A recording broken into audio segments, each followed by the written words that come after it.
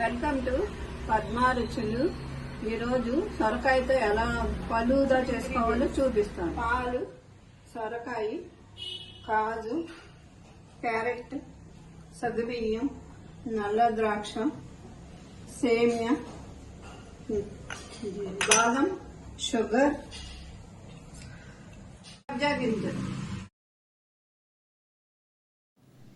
ఇవి నల్ల ద్రాక్ష వేపాను, కాజు వేపా, బాదం వేపాను, సేమియా వేపాను, సొరకాయ వేపుతున్నాను.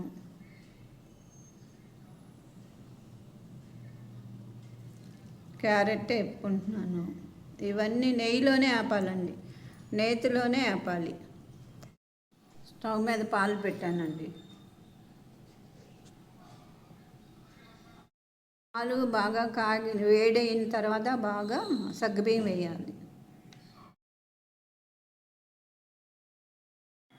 ఇప్పుడు సేమియా వేయాలి.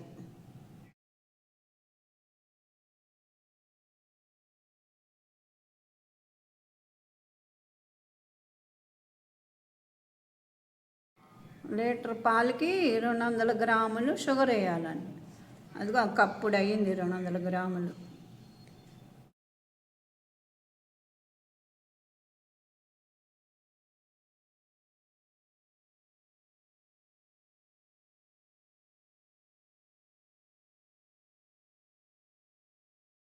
చూడండి, సగ్గుబియ్యము, సేమియా ఇవన్నీ బాగా ఉడికినాయండి. ఉడికిన తర్వాత మళ్ళీ ఒక ½ లీటర్ వాటర్ కూడా పోసుకోవాలండి. ఇంకా లీటర్కి ½ లీటర్ వాటర్. సొరకాయ, సేమియా, క్యారెట్, పప్పులు అన్నీ, సబ్జా గింజలు అన్నీ కలిపి వేపని అన్నీ కలిపేసి మనం కలిపి లీటర్కి ½ లీటర్ వాటర్ పోయాలి. ఇప్పుడు కుంకుమ పువ్వు వేసుకోవాలి. కుంకుమ పువ్వు తర్వాత వెన్నెలా ఎసెన్స్ చేసుకోవాలి.